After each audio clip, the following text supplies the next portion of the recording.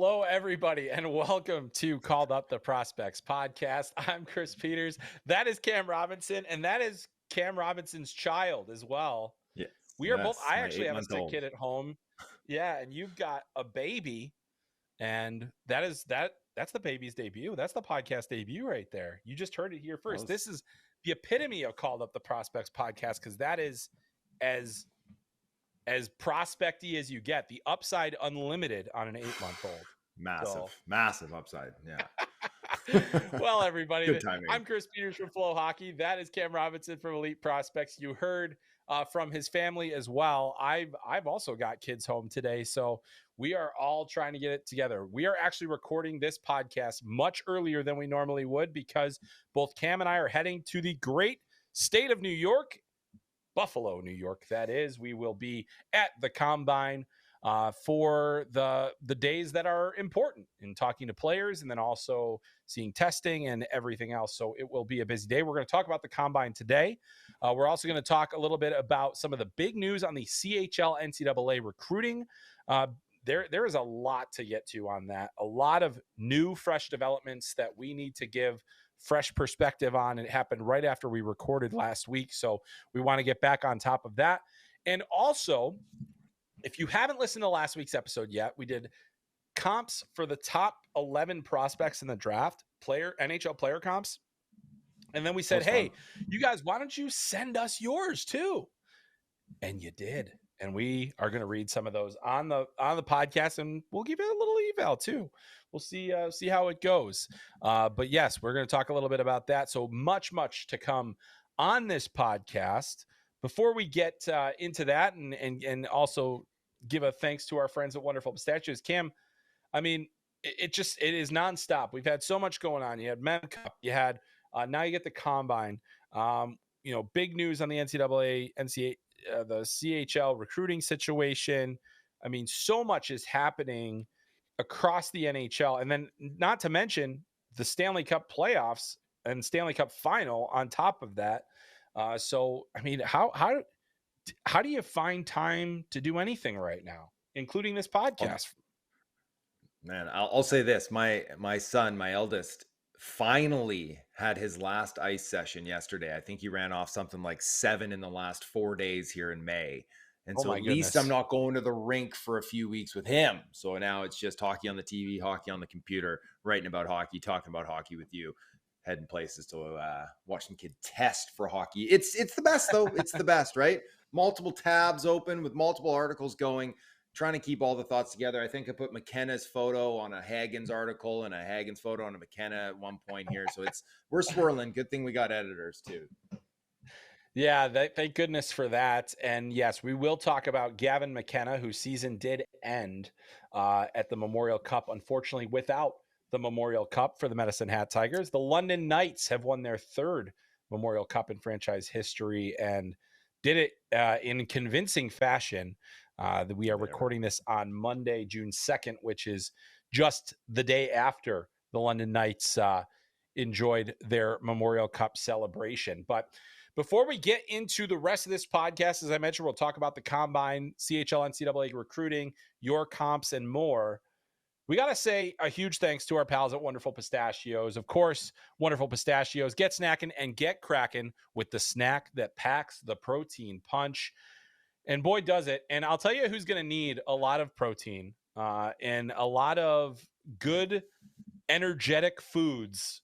And that is the 2025 NHL draft class. 90 players invited, I believe, to the NHL Scouting Combine, which begins with interviews and everything else now this week. June 2nd is when things start. Testing will be on Saturday, June 7th. And then that will be the end of it. After that, we'll all head home after talking to all the players. But this is a really important week. And it's, maybe even a little more important, Cam, because teams are not going to the draft. Their in-person meetings with these players, very likely, unless it's somebody that they want to get some more FaceTime with, is going to be at the Combine. So these, they'll probably take some guys out to dinner. They might be having dinners every night the way this is going. There is a lot of pressure on teams this week to really get that last little bit of work in. And part of that is because of the decentralized NHL draft. So what, in terms of what we're hearing, like this is an important week, no matter how you slice it.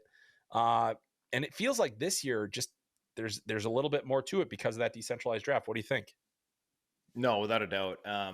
And we know this every year is that teams will take guys out for dinner, the ones that they're really kind of dialed in on, especially early in the draft. But I've been told that even some guys that are projected to go in the second round already have dates lined up, dinner dates lined up with a couple teams. And we're talking about guys that are likely to go in like the 30 to 50 range. And so teams are obviously taking this very seriously. So like you said, is that they might have dinner dates set up all week. They might have breakfast dates. They might have brunch set up, a little coffee, Yeah. meet and greet with a fourth round or something like that. And then you got your nights saved for the steakhouse, or maybe the chicken wings in Buffalo there. So no, the teams are definitely going to be doing their homework because like you said previously, everyone would show up on, the Monday on draft week, and the first round would go later, on the Friday, and they'd have more time to link up with players as they, okay, now it's the week of, let's talk to them again. And so now that won't be available to them, at least not in person. So yes, very, very important week. All the players are, they know it. They're hyper focused. They got into town and they've been training. I know that some of them hire like former director of scouting, guys that are no longer in the league that have done these interviews a bunch before to prep them to get into a room with them and to experience how some of these questions are going to go. So it is serious business for sure.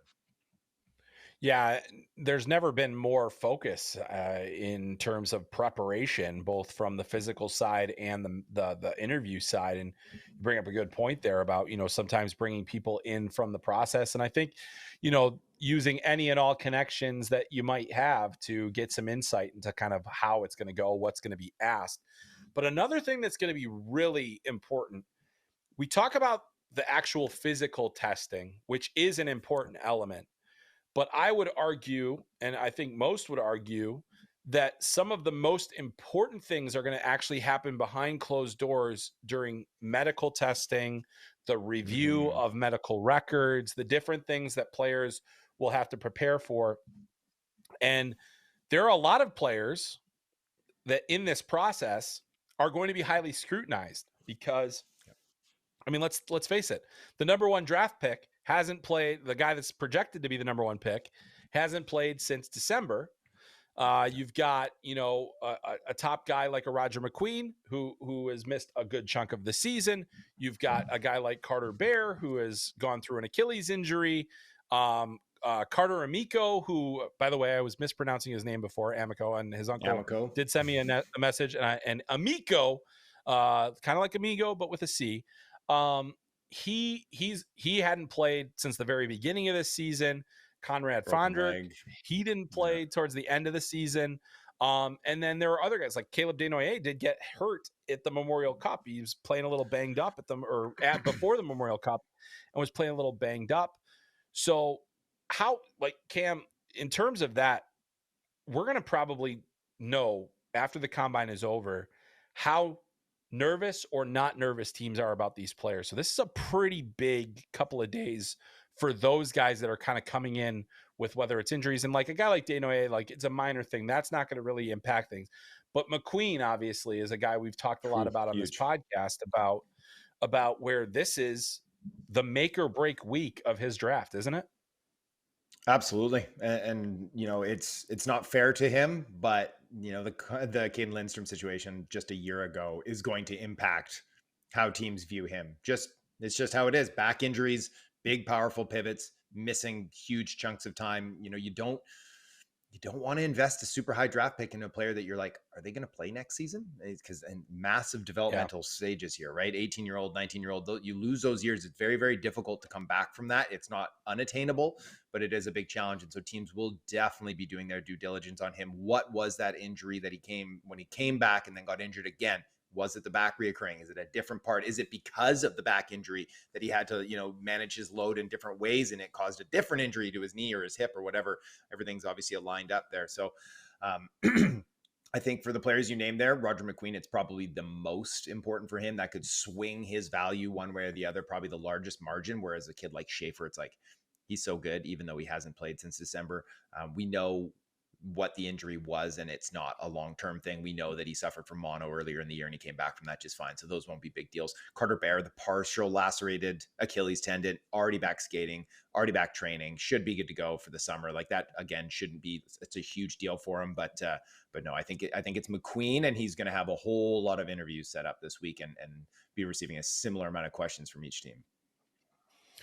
Yeah, I mean, that's going to be it's going to be really interesting too. And I think, as you mentioned, it's not fair, the Caden Lindstrom thing, but that is going to make people gun shy just because they felt like coming out of the combine, there was a lot of sunshine and roses about Caden Lindstrom's health, even though he didn't participate in all of. And I was like, well, now you can't really trust that. And I think teams are going to say, we're not going to take your word for it, and they didn't. Like, they did their background checks, and there were teams that said, nope, that's not, that we don't want to do that. And then there are teams that, we'll see. So it's so difficult. And obviously when we're talking about injuries and talking about guys that are young guys, you hate to do it, but these are multi-million-dollar decisions these teams are making, the risk that they're taking on. You really have to be certain. There are other players too, not just the players that have had injuries, that kind of have a chance to clear the air or at least give updates and really, show what they can do at this event. There has been one of the things that I had heard about Anton Frundell, and this came out of like the under 18 worlds and over the course of the season, is what is his overall fitness level? Is he, he doesn't always necessarily, like, he's a big guy, he's powerful, he's strong, but he carries a little extra weight, and I think that's one of the things that teams are definitely going to be poking and prodding at. And just kind of gauging his over. Yeah, they will be. They are actually going to take skin flaps here. So that's the way it goes. But, so it does become part of the overall narrative. Anton Frundell is going to be so scrutinized because of the inconsistency of play, the exceptional, overall performance at the pro level, the underwhelming performance against his own age group. And then also he had injuries at the beginning of the season, which kind of took him off course a little bit here. So I think Anton Frundell is a sneaky important guy, or this week is going to be important for him going forward. I don't know if you've heard anything similar to that, but that just seems to me like something that will be tracked very closely as teams are looking at him.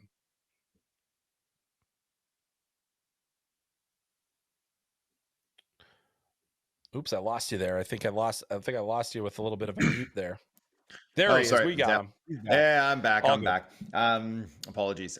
So yes, talking to some executives and some scouts, writing an article on them at the U18s, and then getting some quotes for the draft guide. PS draft guide's coming out tomorrow.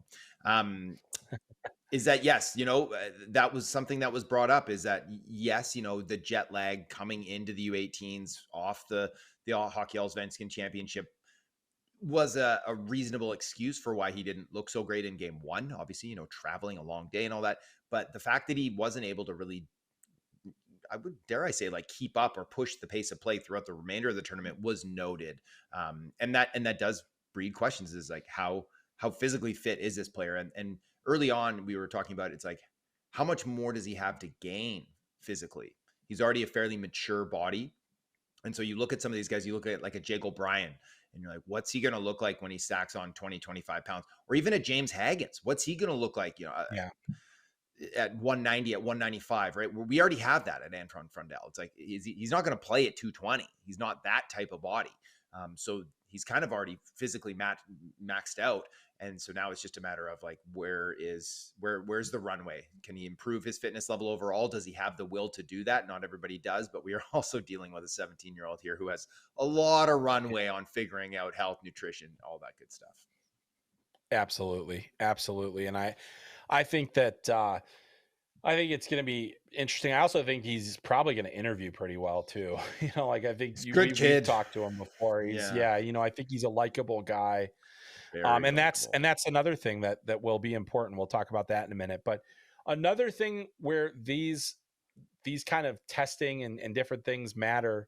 How about the smaller guys? The smaller guys, there are going to be a lot of behemoths at this thing. You're talking, we talked about Carter Amico. We talked about, some Roger McQueen and Maceo Phillips is going to be there. Like all these guys that are huge players. And Bromback. But yeah, Murtka, and yeah, I mean, the list goes on and on. Martone.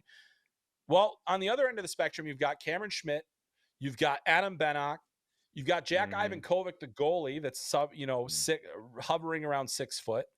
The measurements will be scrutinized. Everybody gets remeasured at this in front of everybody. There's really no hiding the behind your height at that point. There might be maybe you suck in a little bit and get like that extra quarter of an inch as you get up against the thing there. But and LJ Mooney not invited to the combine. So, like Sad. that's that's one of the smallest players in the draft. They're not, and I think he would have probably, if he was healthy, probably been done pretty well. As long as he was healthy. But yeah, so why is why do we scrutinize these guys? I mean, like, it is like, I think like half of it is the measurement. I remember Cole Caulfield popped he went through the entire draft season as 5'7", and then he got to the combine and he was measured at 5'8", and it was like a huge deal. So is it that big of a deal? Does it mean that much? And why?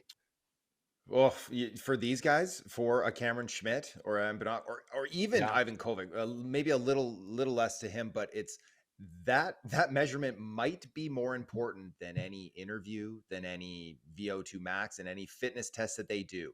That if Cameron Schmidt gets measured at 5'8" 3/4 versus 5'7" 1/4, like that's the difference between not getting drafted and getting drafted maybe in like the second round.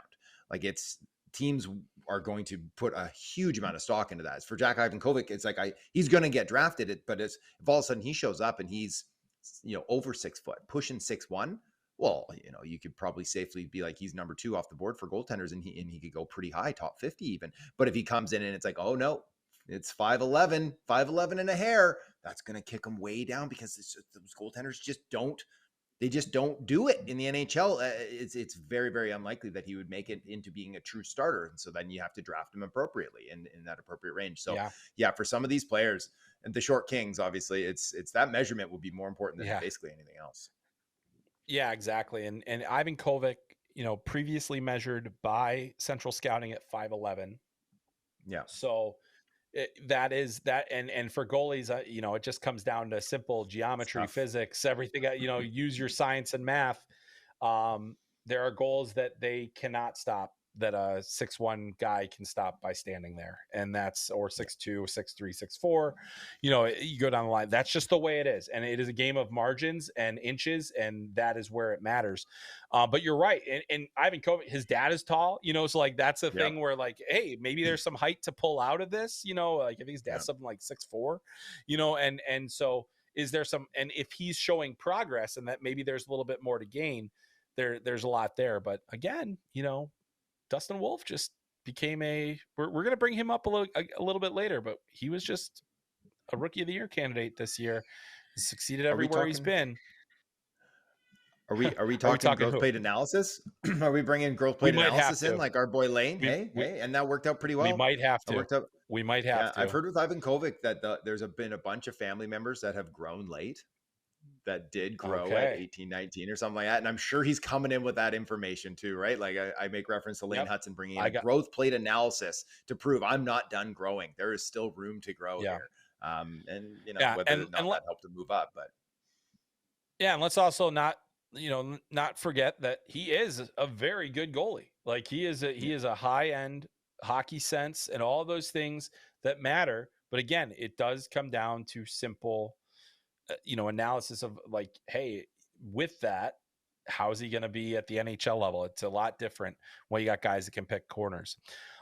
So moving on a little bit, but still on the combine, there are a number of players of note that are going to be at this combine for one reason or another. One thing, players that played in Russia that were invited and are expected to be at the combine. There are 2 of them, Daniel Prokhorov and Kurban Limitov, 2 players that are, played primarily in Russia this year. So not a lot of teams would have gotten a ton of live viewings on them unless they had Russian scouts or had people that were in Russia. And so that is of note.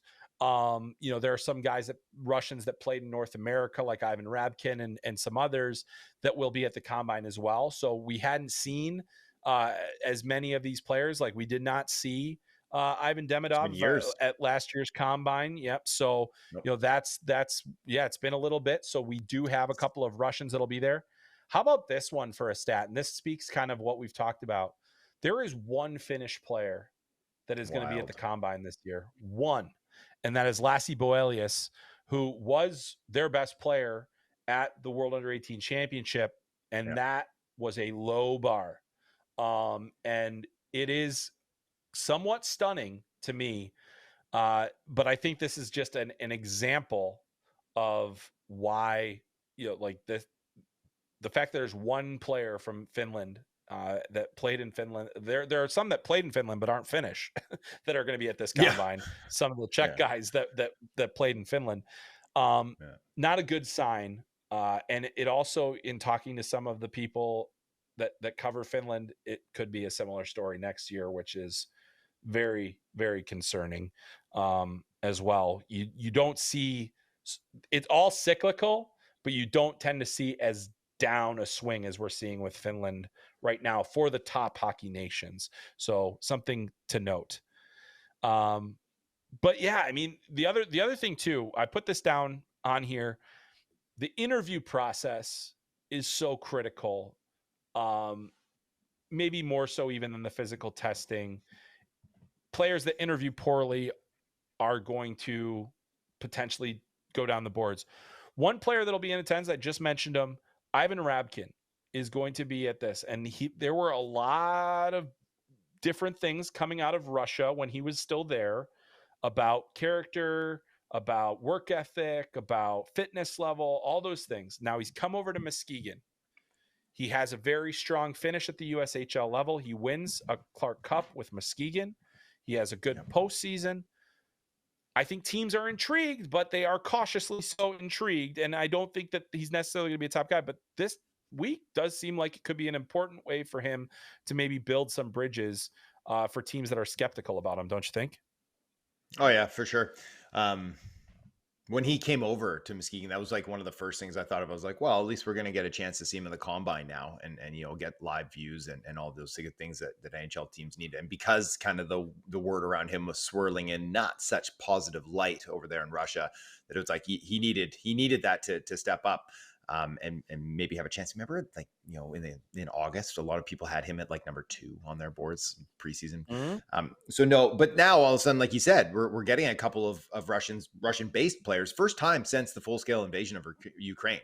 But I've been told that is not a sign of the times in a geopolitical context. It's more along the lines of that the NHL didn't think that they could get the Russians out and in, or the agents didn't believe they could get the kids out and into the combine in time or something, because Gold Star had their own little Russian mini tournament there last year before the draft too, which is cool. They did. Mm-hmm. It is interesting to note, but I don't think people should look at it as anything like we're going to get Russia back in Olympic events or anything soon. But no, that's a good point. Yeah. Yeah. Like, I don't think it's a sign of the times that we're all things are easing up there, but it is of note. It is noteworthy. And Ryabkin, I think absolutely is that, he's run the gamut, right? He looked like he was going to be a top prospect, like a really, really high lottery pick. And then, there was stretches throughout the year where I was like, I don't know if I would draft this kid, right? Like some of his play was so uninspiring in Russia. The tape on him was like, ugh. Now like you said, he finished strong and he is a strong kid and he has a bit of a violent tendency on the ice, which you don't mind. He's a one-shot goal scorer. So it'll be super fascinating to watch. I mocked him to Chicago with their second first-round pick at like 25, which I think would be high for him. But I look at those teams that have multiple first-round picks that might be interested in taking a risk, or someone who has, an early second, taking a risk on him where you're like, okay, we've got a locked-in player we feel good about, and now let's take a swing on someone who has some upside, and maybe we get lucky and we get ourselves someone who could have been a mid-first or a high first and slipped. So the interview process is going to be really, really important for him because, like you said, if you interview poorly, that's a stink that doesn't wash off. And teams are quick to spread that around too. And it lasts beyond draft day. Like you kind of get labeled. You get that red flag that's just kind of floating behind you for a long time. Unless you're a very, very talented player that people can overlook that. It could be a death knell for some of these kids. Yeah, absolutely. I mean, and I think that that's the investigation kind of is you don't want to make assumptions until you kind of hear it from the horse's mouth, right? Or Yeah. in and I would assume that Rabkin is going to have a translator with them. That's typically how it works.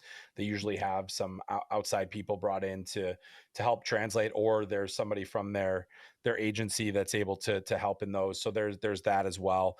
There are a couple. There's some other players too that I think are going to get like a little bit of extra scrutiny. It's kind of hasn't been talked a lot about, but Lyndon Lakovic, who, Yeah. you know, first round draft pick, first round projected first round guy. When he was Hmm. 16, he was among the Moose Jaw Warriors that were suspended indefinitely by the WHL. That's that was all under investigation. He was reinstated, all of those things. But those are the types of things that he should expect to get questions about. What happened? What was your role? What was, why did you get suspended? All these things. The scouts know. They know why Yeah. the different things are out there. They're not necessarily always going to be, public. The WHL did do a full on, investigation, everything else. But again, players like that, there's a little bit of that extra that they're going to have to kind of do to smooth things over. Based on everything we've heard, it sounds like, teams are pretty satisfied with where that was and how it got resolved and the growth of the player. But that is going to be part of the question. What did you learn from these mistakes? What did you do? How did you Hmm. grow from that? And then another guy that I heard is going to get grilled pretty good is Christian Epperson, and not Yeah. really because of, like he's a second year eligible. He had a tremendous year, but I think teams, that's the kind of guy like, hey, didn't work this time. What made it work this way? And then also just there's going to be a lot of other things that I think they're just kind of grill him on. But he is invited to the combine, and now that kind of allows him the opportunity to get the audience with those teams, because I think there's, we talked about him as potentially one of the top, if not the top, second year eligible guys. It's gonna go in this draft, could potentially even go in the first round. So I think he will get a little bit of extra attention from the scouts as well. Um, Yeah. but yeah. So go ahead, Cam. You look like you want to Yeah, say no, I was something. just gonna say on Epperson there, our good buddy there, Scott Wheeler, he did some nice reporting on Epperson recently, and just that there certainly are some concerns with some off ice stuff, with some attitude things. Didn't work out in the States, coming to the CHL. It's I think you're absolutely right that there are some things swirling around that player too that maybe not the easiest to work with, the most coachable player. So yes, he will be grilled. For Lakovic, I should say, is that, like you said, this happened 2 years ago when he was a 16-year-old. That incident, it Yep. was immediately deemed like this is not, at no point did anyone break the law. This wasn't a criminal thing that Right. happened. Right. That it whatever it was did break like the code of conduct. So whether that was hazing, bullying, derogatory comments, whatever.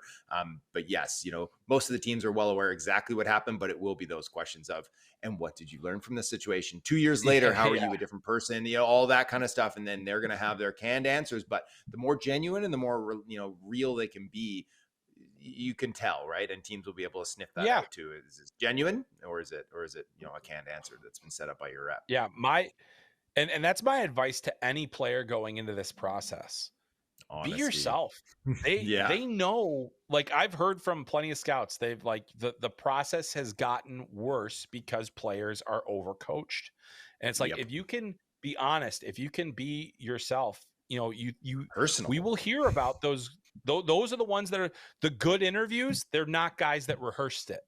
They're not Yeah. guys that's the thing that you got to learn. So it's just, yeah, I think just be yourself. Um, there is one player that I wanted to point out as being one of who I think will be one of the most interesting players to track at this combine, and that is Mason West of Edina High Mm. School. According to reports, he has made his decision official. He is going to focus on hockey. This is a kid that was getting Division 1 offers to play college football. It sounded like a lot of MAC schools were around him. It's kind of mid majors, but he's an incredible athlete. And now he's going to be at the combine where athletes tend to shine. We've seen other guys do it in years past, but shades of Anders Lee here, who was also Mm-hmm. a high school quarterback who was getting a lot of attention. Mason West is gonna. I think a lot of teams are gonna be asking him about commitment to hockey. Are you sure this is what you want to do? He has not committed to play college hockey yet in terms of where he's going to have his options. Will he play an extra year of junior? I think there's a lot of different questions around him, but Mason West to me is going to be one of the most intriguing players to watch at this, because there's a lot of upside there. And you think about, well, if this guy starts really focusing on hockey, where's he going to go from here? Oh yeah, big time, right? 6'5", tore it up at Adina there. We watched, Dean Letourneau, right, at St. Andrews last year, and then going late in the first and going straight into college, right? And that wasn't supposed to be, right? It was part of the, correct me if I'm wrong, it was when Will Smith suddenly left and they're like, they expected him to come back. And then correct. He was they're like, okay, supposed to play Letourneau, for come Sioux Falls early. this year. Yes, he was supposed to play for Sioux Falls. And I think that would have been a much better course for him rather than, getting his 1 assist in 35 games or whatever in the NCAA. And so I do hope that West is going to go play in the USHL or the CHL, whatever, and then go to college the year after that. But you're right. It's like, he's such a big body, highly skilled guy, very unrefined at this point, isn't super physical either at this level anyway. So you almost want to like light a spark under him, really kind of round out his game and complete his game. And he's a project. He's definitely a project pick, but it is exciting that he has chosen hockey because, like you said, that's been up in the air all year long. What's he going to do? What's he going to do? What's he going to do? And now he's pulled the trigger on it now. And I think it's, I've never seen him play football, but I think it's the right choice personally. Yeah, exactly. I mean, it's too bad we couldn't, maybe he could have gone to Western Michigan and done both or something like that. Or, but yeah, that'd been fun. I would love the Deion Sanders of college hockey. I'd love to see it. But for Mason West, so he's closing in on 6'6", and we'll see what he officially measures in at. And you imagine that. Try to be a high school player going against that in this year. I mean, like, what do you do? How do you stop that? There were 14-year-old kids out there going up against him. So it's like, what do you do? Good luck. So Squirt. That is a guy to watch. But yeah, if you've not heard much about Mason West, you are going to hear more about him, I think, coming out of this combine. He did play 10 games with the Fargo Force this year, had 9 points in those 10 games. So he was able to get right into the USHL and make an impact after his high school season. There is excitement there. Mason West is going to be one of the top high school players to keep a very close eye on in this whole process. So we will see where that ends up, but should be very, very good. So anyway, aside from that, Cam, any last things that you're going to be looking for as we come out of the combine? Anything you're expecting or intrigued by coming out of the combine here? Oh gosh, I'm just really looking forward. I'm going to just be trying to pick so many brains when I'm there. I don't even know if I'm going to talk to any players. No, I will for sure. But it's all about, I want to glean as much information from the team side people as that I can get. Right. And discuss that, who interviewed well, who did what are the wackiest questions that were asked? What are the wackiest answers you got? Try to really get inside the psyche of those who are asking the questions and how they break it down. They've got sports psychologists coming up with some of these questions and how, to rate their answers and all that. And I think it's a fascinating process. And then also, the testing results, I think are valuable for sure. Certain ones more than others too. So I will be looking forward to seeing every year, tracking those two in the heights. It's going to be a blast. And I'm looking forward to getting there in a couple days here.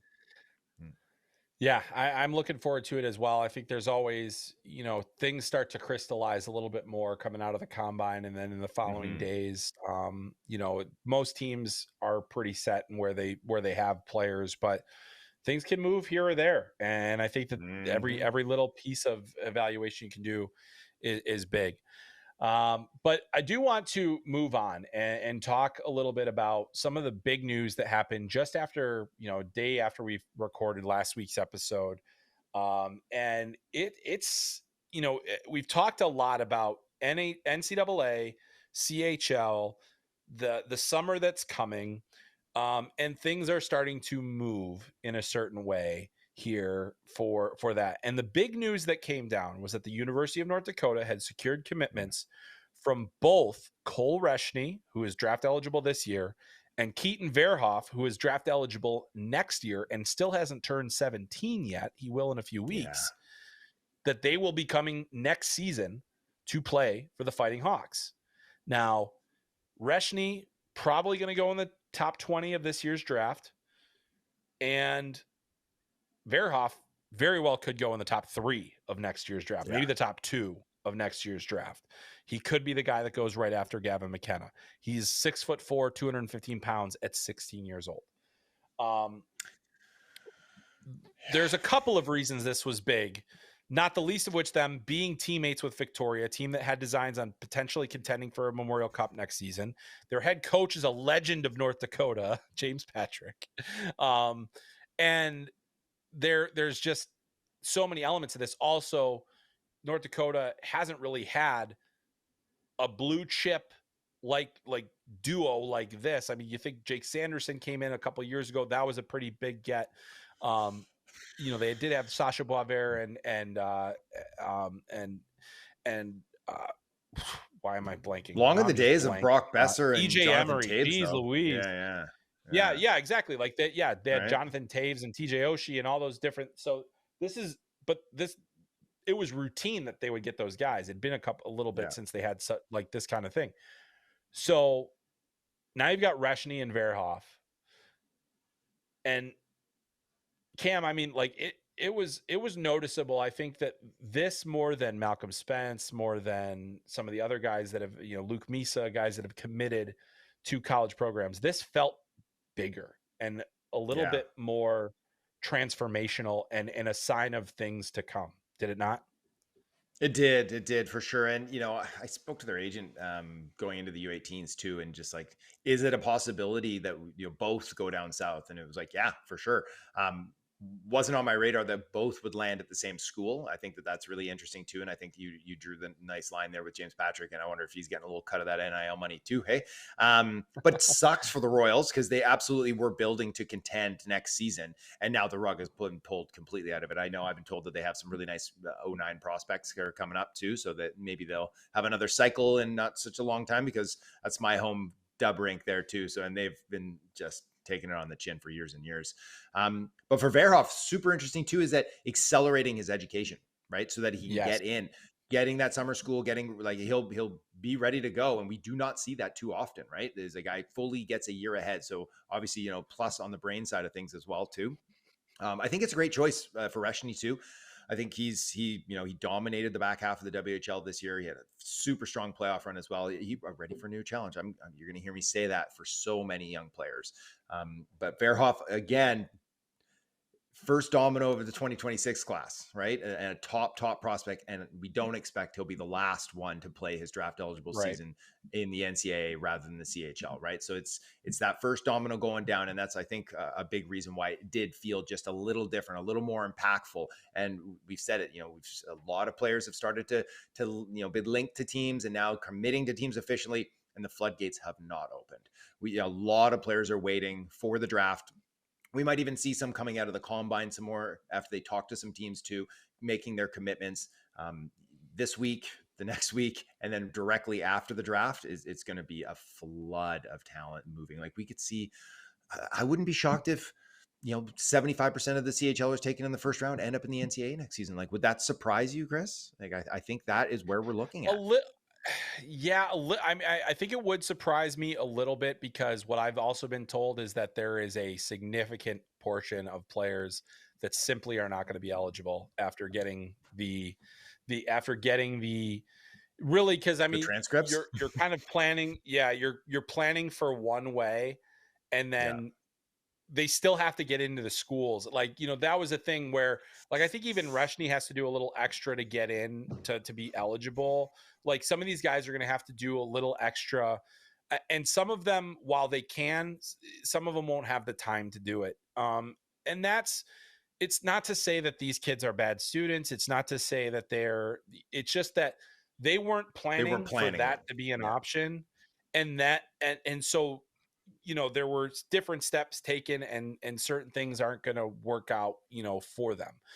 What I do think will happen, though, is that you will start to see, more of these players pause on taking that immediate NHL contract, Mm-hmm. because now it sounds like they're gonna have, extra runway here. Like a player like Cole Reschny is like, I don't think he's gonna be a one and done in college. He's a 5'10", No. Yeah. talented guy. But There's a couple of years that's though. why the hybrid path makes sense for him, because he's got to get stronger. He's got to do some of these things. He's Yeah. got to play against older, stronger competition. He's got to have less time and space. Those are the things that I think are going to be important. But I do think that we're going to see a good chunk of those players, and the ones that won't go are the guys that are probably like on the fence of, I'm going to try to make my team next year, or I'm going to get Sure. that NHL contract now, and just, so that is, I think, what a lot of CHL teams are hoping for, is that maybe the NHL team is going to say, hey, well, I'll tell you what, as much as NHL teams do like having control of their players, they also like not having to spend money on those players for a little while, and draft rights, holding onto their draft rights is not a bad thing. So that's the thing. I think a lot of people, I've seen so many comments, and I think there's a lot of people that are saying, oh, the sky is falling. And I will tell you what, somebody said to me on Twitter, this is going to ruin junior hockey. And I said, it Nah. isn't. It is not going to ruin junior hockey. It'll It change is it. going to change it. It is Yeah. going to change it. And the thing is that, yes, I think you will see more NHL prospects. You will see more NHL prospects in the CHL overall. But what you won't see necessarily is them stay until they're 19 and 20. So that's the difference. Yes, junior hockey will get younger, but they will still, like, Macklin Celebrini wanted to go the college route. That was his Owen Power wanted to go the college route. Adam Fantilli kind of got there over time. He just, he didn't really necessarily he didn't like kind of the situation that he was looking at for junior hockey, playing in the OHL. And he's like, I want to move in a different direction. And Chicago. there was an opportunity where he and his brother could kind of follow the same path together. And so there's all these different things. Those players now don't have to make that choice. They can, if they want to play closer to home, they can. They might only do it until they're 17. And that, does hurt some elements of it. But there are also going to be a number of players that just say, no, there are you have to stay academically eligible to play college hockey. Just because we're in this new world of NIL doesn't mean that rule hasn't changed. So there are plenty of players that have no interest in doing that, which is fine. They're hockey players. They want to be hockey players. And so, but this, with Reschny and Verhoeff leaving at the same time, and the fact that, it's a situation where the coach of their team is a celebrated alumnus of where they're going. And I don't think there was a lot of, based on what I don't think there was a lot of kind of like tit for tat or anything there. I think there was a lot of kind of feeling in Victoria right now. And oddly enough, one of those great 09s that you talk, or I believe he's an 09, is Eli McKamey, who's signed with Victoria. He's also committed to the University of North Dakota, but that happened before he was on the BCHL path. So it's really, we are in a stage, there is going to be a lot of pain in the short term, but people will figure it out, and it will ultimately work to their overall advantage. I think that there's a chance that there's rising tides lift all boats kind of thing. But it's going to take time to get there. It is going to take time to get there. But here's the thing. So this opens the door, right? This opens the door for me to be feeling similar to your 8-month-old about having to track the college recruitment that I'm sure will extend into the summer. You wrote about it today. Let's talk Gavin McKenna. Tell us, what is the latest on Gavin McKenna? Because that is naturally where everybody else went. Okay, well, Reschny and Verhoeff, those are big, but there's a bigger one on the horizon. What's the latest there, my friend? Gosh, the speculation is like the silly season is fully on, right? Like, so Penn State puts the eye emoji out there over the weekend. And everyone's like, there's Porter Martone going, oh no, that's going to be Gavin McKenna. Oh no, wait, it's Michael Misa following Luke. Scott Wheeler came out and said it's Jackson Smith. And then it was like, I checked around too. And it was like, well, hold on. It's not necessarily Jackson Smith. He's still got to check out some schools. And so speculation is running rampant. And so, I reached out to Gavin's agent, Byron Ritchie, former AHLer. And I was just saying, he's like, we got to get this out there. And I was like, yeah. So Gavin hasn't talked to any schools. He's been singularly focused on winning a Memorial Cup, and obviously that came painstakingly close last night in the finals there. But he's not rushing into anything. So there is the big schools, the big recruiting schools are fully. They're satisfied to save some of that money to save a roster spot in hopes of landing Gavin McKenna. And so he's going to take his time after the draft. He's going to go to some of these schools. He's going to go to Penn State. He's going to go to Michigan State. He's going to go to Michigan. He's going to check out these schools. I'm sure BU and BC and excuse me, the big name schools, Minnesota even, they're going to come and they're going to be like, please come and see us and let's show you around the campus. And yeah, it's not the middle of the school season, so you don't have all the campus life going on, but he'll still get an idea, and then we'll see his decision. And that's not to say, I've personally been saying it for months and months that I do believe he'll end up at school next year. But it hasn't been officially decided. There is a world where he does return to Medicine Hat. I don't think it's likely. But yeah, so I know, Booch putting it out there that he's, going to Michigan State, and, teams months ago being like, he's going to Michigan. Nothing has been decided. And that's what the article says too, is that just pump the brakes and let's revisit this in July, mid-July, or, when everyone's at the cabin, the cottage season, that's when that news will sprinkle out. Yeah. And that's probably the only player that's worth waiting for till July, because a lot of teams have to make decisions, right? They have to have their roster ready, and you got to know if you're going to have a nuclear weapon add it to your lineup. But you can wait until January, but everybody else you got to figure out. So there's a lot on the line. It is a big decision. I think the other thing, obviously NIL is floating out there. There wouldn't be a player in hockey that would be able to probably earn at the level of Gavin McKenna. The question is how much will that play into it? And I think ultimately the biggest thing for him is, what is the place that is going to get me most prepared for the NHL next season? Yeah, he's rich. He's going to be rich, right? Money will come. Yeah, money will come, right? Yes, exactly. That's not going to be an issue for him long term. Yeah. And I think there's obviously the Michigan State, a lot of people have said, Caden Lindstrom very likely, going to be at Michigan State. There's a connection there instantly. CAA, there is that connection with Michigan. They've filtered a ton of players there, but also you've got Celebrini that went to Boston University. You've got, the talent and the opening, the opportunity to maybe play with the James Hagans at Boston College. Yeah.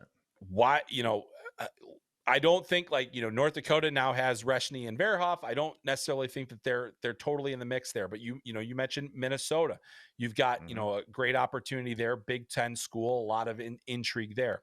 So I think that there's a lot on the line for everybody in this whole situation. But Gavin is ultimately the one who has to make the decision about what is going to be best for him going forward.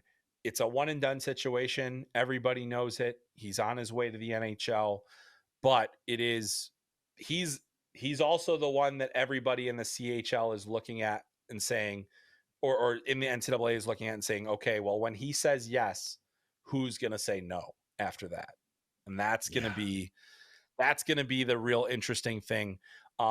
It has been talked about. It was talked about a lot at the Memorial Cup. Again, I think it's important to note the CHL as a whole, QMJHL, OHL, WHL, development system, tried and true, long-term. They will continue to do it. The thing that this does, it increases the need for all junior hockey teams to up their game. It's just, do you want to keep players? It's going to cost money in everything that they do. They've done it so well for years and years, but now you have to do it that much better. So hopefully competition breeds improvement. But again, you have to have respect for what all of these this landscape of hockey, the reason that we are in the new golden age of talent in this country is because all of those levels have been firing on all cylinders and have put that money into development. So I think the future is still very bright for all of those levels of hockey. But any other kind of lingering things that we've got from this thing here? Because there is, like you said, this is not the end. There are going to be quite a few more announcements as we get through these next couple of weeks here. Yeah, I think just like the prevailing theme should be is that this is going to benefit the players, as it should, right? Is that more opportunities, different paths, better opportunities. Everyone can kind of pick their poison. It's like a little Sunday bar for the players. What's going to be best for my development personally? How can I best maximize that to get to the NHL quickest and in the most impactful way? And so that's what we want. That's what we want. It should be about the players, right? And conversely, that'll trickle down to, to the fans, and some organizations will do better than others, but that's just the name of the game in sport. But we want development so that we can have that premier product at the NHL level. Absolutely. And I think that we are going to enter a very interesting time. And yes, it's going to be an adjustment, but I do think ultimately it will be for the benefit of the game and benefit of the players, which is what we all want. So that's big. All right. We're getting shorter on time, but we have to get to your player comps. We talked about it last week. Player comparables. You can go back and listen to last week's episode, see who we compared guys to. I can promise you we didn't compare anybody to being the next Steve Yzerman. So that we did avoid that one. But Cam, I'm going to read off some of the listener comps that they threw at us, and I'm going to give you the floor a little bit to say, and then, I'll chime in too, but I want to give you the first crack at these. All right, let's go with this one. Dump and Chase Pod sent us this one. Joshua Ravensbergen, top ranked goalie for the draft, compares to Steve Mason. What do you got on that one? Okay. So he's so we can pencil him in for rookie of the year. What did he get, like 9 or 10 shutouts that year as a rookie, Steve Mason, back in the day? Yeah, not bad. Both 10, big goaltenders. 10, yeah. I don't hate it. I don't remember Steve Mason as a draft eligible, but yeah, no, I'm not mad about that. That's not bad. Dump and chase. Yeah, exactly. I think it's fair. The one thing though that I think gets lost in I didn't track Steve Mason as a draft eligible either, because he's 4 years older than me, and my brain wasn't formed enough to evaluate a player 4 years younger than me. But he had really good numbers in junior, like really good numbers, and was an absolute stud. Won an OHL championship, and the thing that strikes me about Ravensbergen is the track record, like the results haven't necessarily matched the upside that we see in him, like the athleticism, the size, the different things like that. But then you look at guys that you can go just back to last season. Mikhail Yegorov was on one of the worst teams in junior hockey, had terrible numbers. But again, you look at the tools and you're like, gosh, this guy's got a lot of things. And then he goes to college and he's an immediate impact player. You just kind of wonder where that could be. I don't hate that one either, though, just from a pure size and that kind of thing. Also Steve Mason, right catch, just another thing that we throw out there. In that it's part of the thing. Joshua Ravensbergen, right catch as well. Yep. So that's another thing. There aren't a lot of right catch goalies. Vassy, but yeah, there's a few, and that's one of them. So I like that. Yeah, I think he's much closer to Steve Mason than he is to Andrei Vasilevsky. All right, our next one comes from Blackhawks 8815. Justin Carbonneau is a bigger version of Ryan Leonard. Your thoughts there, my friend? I'm gonna push back a little bit on that one. I think not as gritty, not as pure skilled either. I would say in Carbonneau's got loads of skill. He's a dangle machine in the queue, and he can play a little straight up game too. But I do think that it would be Ryan Leonard is a better version of Justin Carbonneau. How about that? Maybe if we look at it that way. Yeah. So I mean, yes, Justin Carbonneau is bigger. He is allegedly potentially going to Boston College. That will but be confirmed. Yeah. I do Yeah. think that Ryan Leonard's skill, his puck skills are really, really good. Like that I think he Refined. doesn't sometimes. I know you give him credit for that. I know that others that Yeah. watch him closely give him credit for that. But he has some real skill, and I don't think that that's where Justin Carbonneau is. And I also Yeah. think Ryan Leonard, while not as big, is meaner. Got that dog. So that Oh you yeah. got that too. Yeah. Yeah. So, by the way, some of your YouTube screen names I don't know how to pronounce. So I just want to throw that out there before I get to this next one, because this one came from, I believe, Sunasheen. I'm not sure. Mm. But anyway, Kayshawn Aitchison, who you compared to Kevin Bieksa. This one is Matthew Dumba because of the open ice hitting, similar in size, somewhat questionable hockey sense. And Matt Dumba, pre his NHL draft year, he was He was big pretty time. darn good. He was big time. He was the Yeah. under 18 Directorate Award winner as the best defenseman, highest producing until a couple of years ago. What do you think of that one? That's an interesting one. That one gave me pause for a second there. Yeah, I don't mind that one. I don't mind that one. I think, like you said, Dumba, and even early on in his career, he got the big contract too. Like he started out hot and it kind of faltered down the stretch, but I don't mind it. Kayshawn, I think, is another level with his physicality and his ability to throw hands Yes. too. But both, have good shots. They do like to engage physically. I questionable IQ. It's like, Dumba's not an elite thinker. I don't think Aitchison is an elite thinker either. So yeah, I'm not mad about it. I'm sticking with my BX comp though, personally. I like it. Yeah. Yeah. And I just think Dumbo was like, he was definitely very physical. I think there is like a new level of aggression that Kayshawn has. Yeah. Not it's old school. It's not a new level. It's old Yeah. school almost. And Dumbo was more just like, if I see you, I'm gonna catch you. I think Kayshawn is like, I will get you no matter what. A little Cronwally. All right. Yeah, exactly. We got it. Here's a couple from Lebowski55, a frequent commenter to our YouTube page. And Appreciate this was that. actually a number of people said this one too. Matthew Schaefer, Scott Niedermeyer, going big time, going with needs. We're comparing them to guys that are in the league now, and some people I have no problem with comparing to guys of the years past. The other one he had was for Desnoyers was Antoine Vermette, which I thought I could see that. So thoughts on the Schaefer Niedermeyer comp, if you will, my friend. Not the first time I've heard it, by the way. No, me either.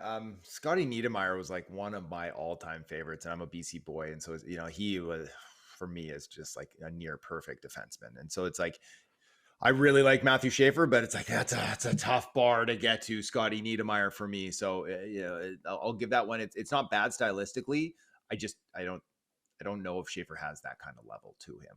I don't think the skill is. I don't think the skill is remotely there. Like he's skilled, but like Niedermeyer was on another level, and his hockey intelligence was one of one too. It felt like, I think like a historic comp, like if you're looking those kind of really lofty ones, like that's the guy that's going to go to 6'1" defenseman, has a really good skater, kind of does everything well.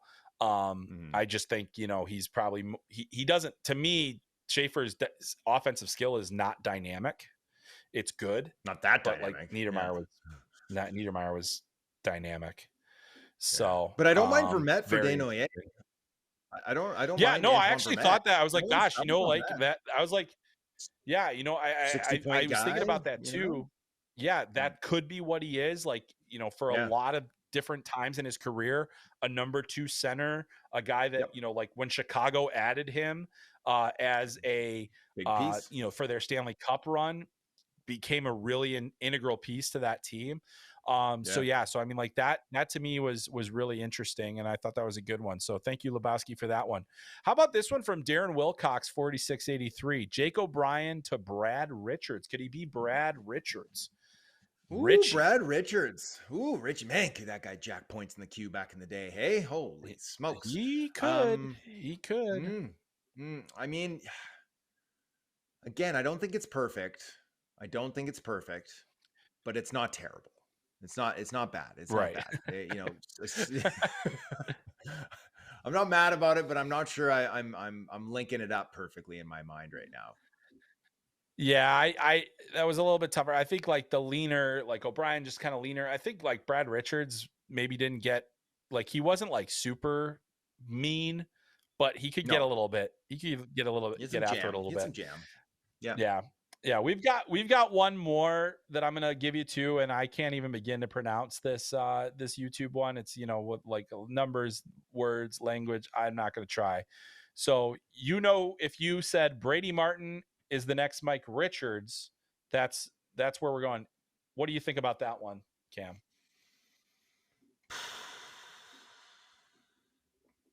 Again, it's not bad. I think Martin is far more physical. And yes, I know Mike Richards had a lot of grit to his game, but he wasn't like punishing. Mm-hmm. And I do think that Martin will be punishing, even though he's not the biggest guy. I think he's going to hurt defensemen. He's going to hurt guys bigger than him. Richards was just kind of game. He was down to throw in that middleweight class, and he had that leadership ability, and he was just kind of a rugged, hard skill guy. Martin will be a rugged, hard skill guy. Dare I say, I don't know if Martin has the same like pure offensive upside that Richards had in his peak. That's where I was kind of going too. Right. I think Yeah. I think there's a nastiness like there are tons of rhymes to the compete level and the different things that are there. But Richards did have an 80-point season in the NHL. Mm-hmm. And I think Yeah. that we'd be like I do think Brady Martin is skilled, but I just don't know if I see that for him. So yeah, but we're kind of so first of all, I want to say thank you all for everybody that did send us your comps. There were far more. Go check out last week's episode, check the comment section, leave your own, continue to do it. I mean, why not?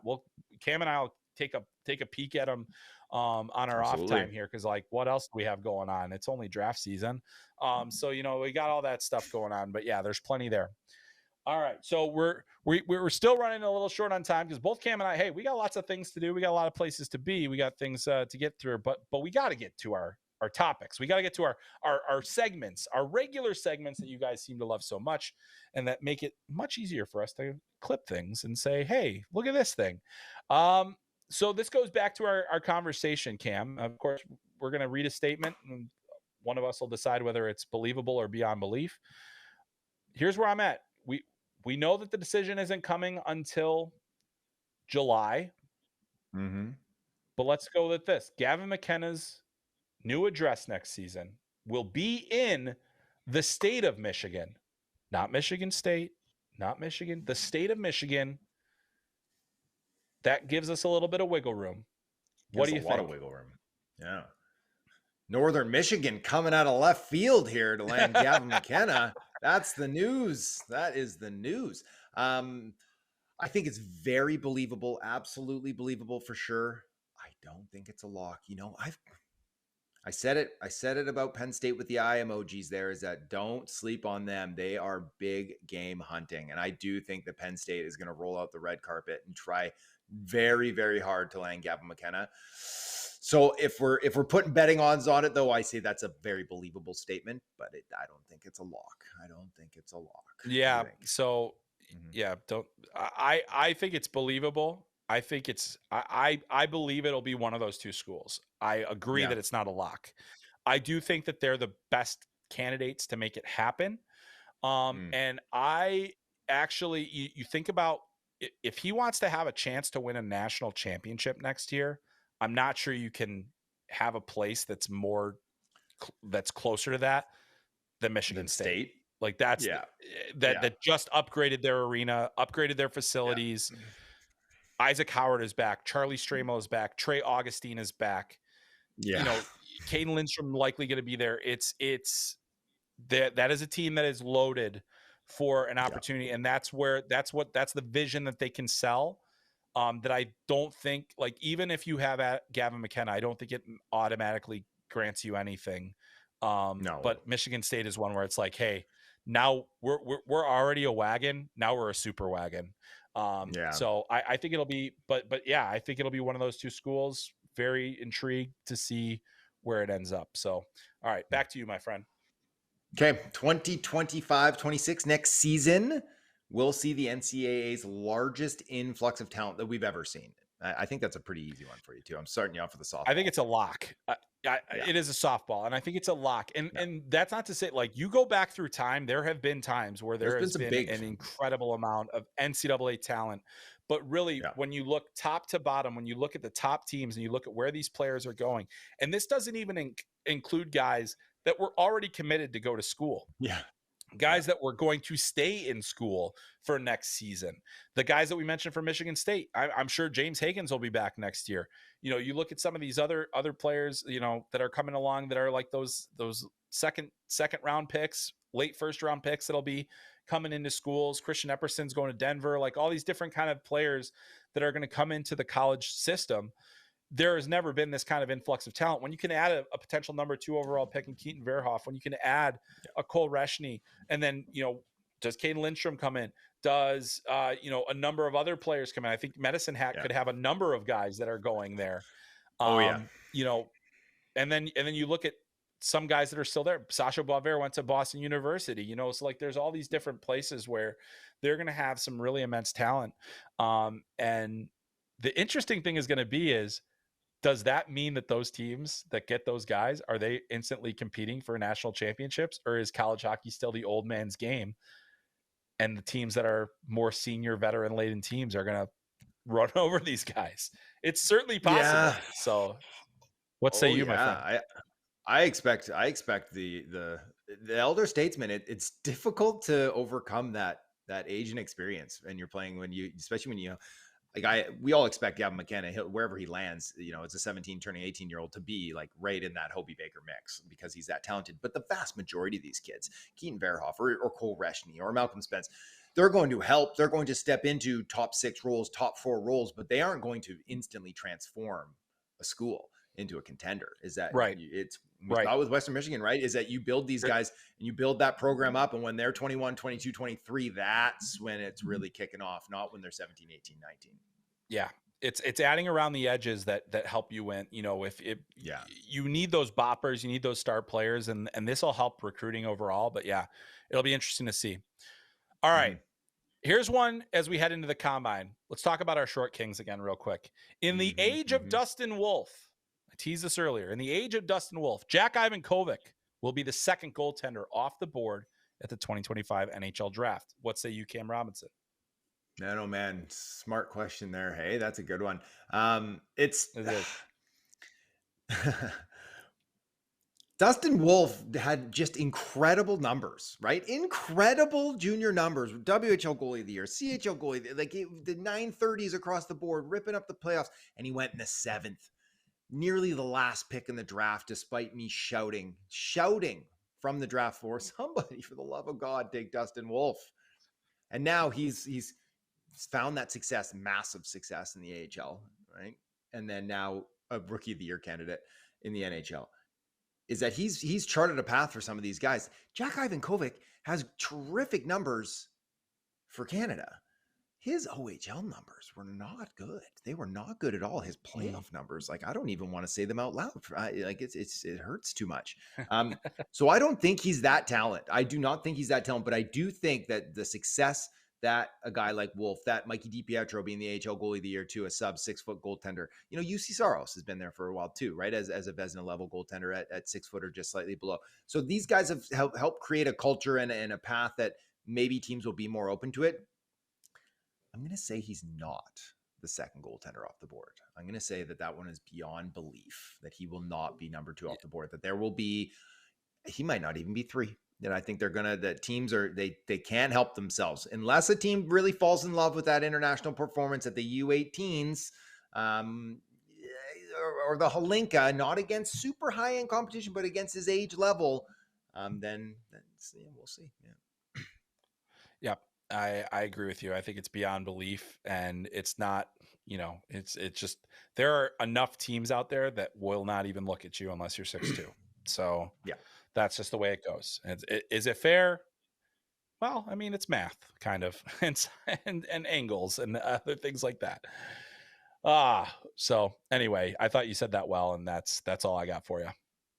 Okay. I got this one for you here.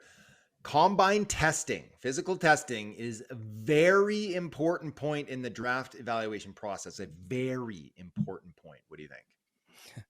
That is the most important word, and it is very beyond belief to say it that Yeah. way. But what I will say, while that is true, do not blow this off because it does No. matter.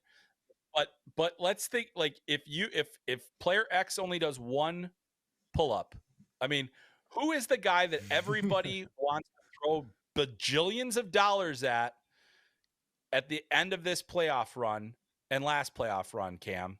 You know the name. Oh, Sammy Bennett. Sam Bennett. Couldn't do One one. pull up. Did he get one? Couldn't I do thought he had one. none. Yeah, couldn't do No, one. he had zero. Yeah. Yeah. And Yeah. and that's but he's the guy. You like, so I do think matter. there are definitely things that help, and players that have good combine performances help. Like I remember a few years ago, Jaden Struble, who is an everyday NHL defenseman now, had a very strong Crushed it. combine. It did raise his draft stock. It did, and it made people realize, oh, because I think in some cases that level of athleticism does allow you to kind of push yourself forward and say, I'm going to get better because I can get stronger. I can get faster. I can do, these are the things. And not everybody can do that. Hockey players, like the sport of hockey, especially in the United States, we don't always get the best athletes in this sport. And I think it's even true in Canada more now as well, where it's like there are more kids playing soccer, there are more kids playing basketball, there are more kids playing football, all these different things. So Finances dictate that. you have that. Yeah. But Yeah. yeah, but of all of the things that happen at the combine, I would argue that the physical testing is probably lowest on the totem pole of importance of the interviews, the medical testing, all of that far more important than what the results tell you. Yeah, no, I'm with you. I do think that you can glean things, and there are certainly measures to dictate like how committed is this player, right? How's their VO2 max? Like, what do we can they do a pull up? Can they do a bench press? Because these are learned things too, and you have to go do them at the combine. So that it gives a little glimpse, and it's like you didn't want to practice doing pull ups for a few weeks before you showed up here. You know, you didn't want to just throw that in there because you probably could have gone from 3 to 6 if you did, even over it doesn't take long. Doesn't take long. You do them every, a few days a week.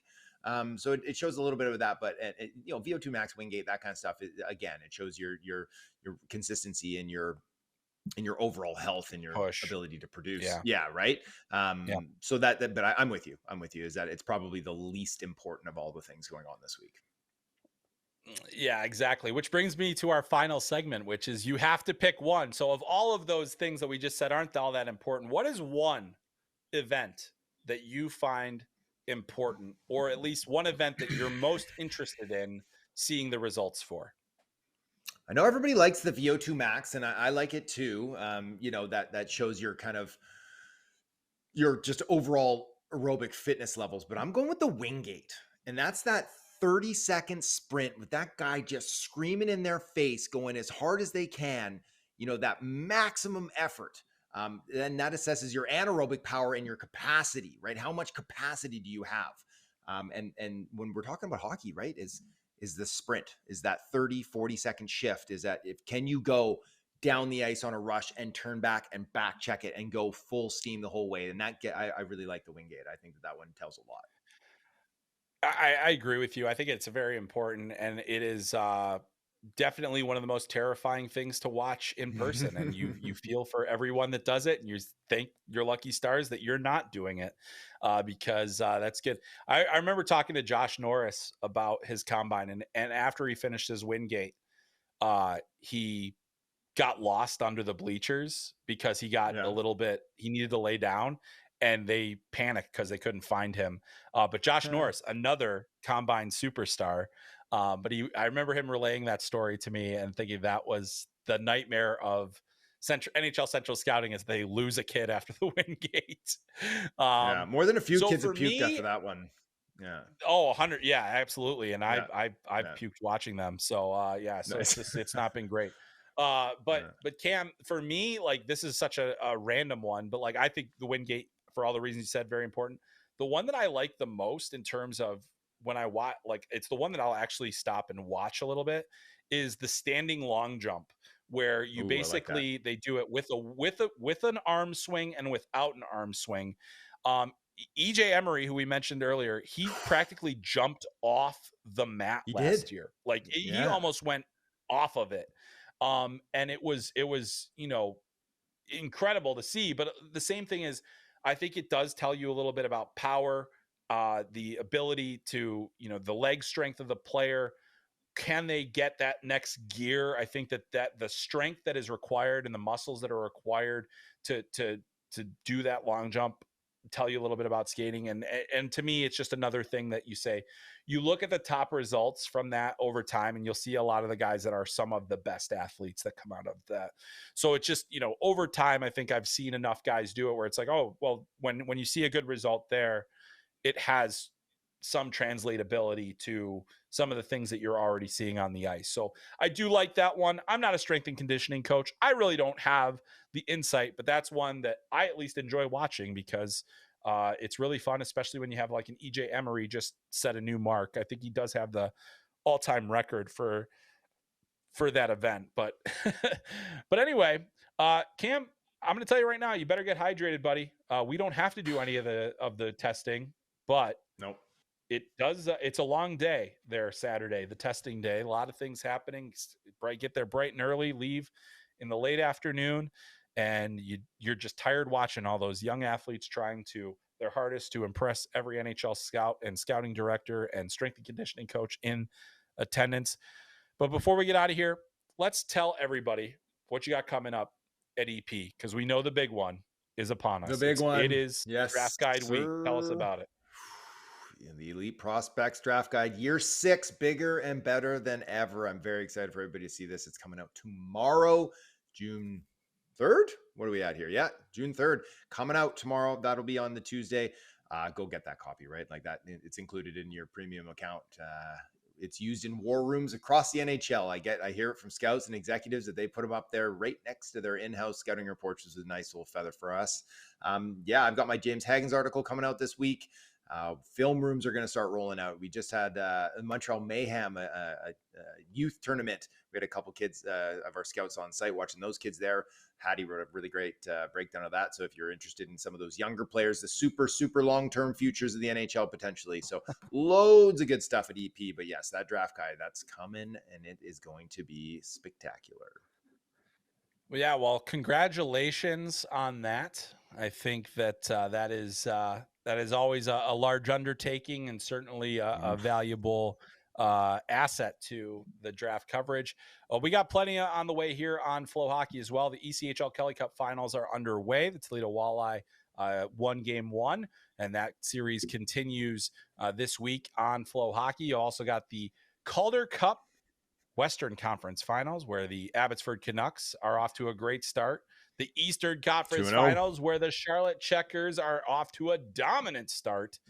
That might be over by the time you hear this podcast, but we have plenty more of that. So make sure you are subscribed for FloHockey. And here's a little hack for you. If you get the annual subscription now, then you'll have it all the way through next season's playoffs as well. So make sure you get that on there. There is going to be a lot of news coming up in the very near future about why the value of your FloHockey subscription is only going to increase here.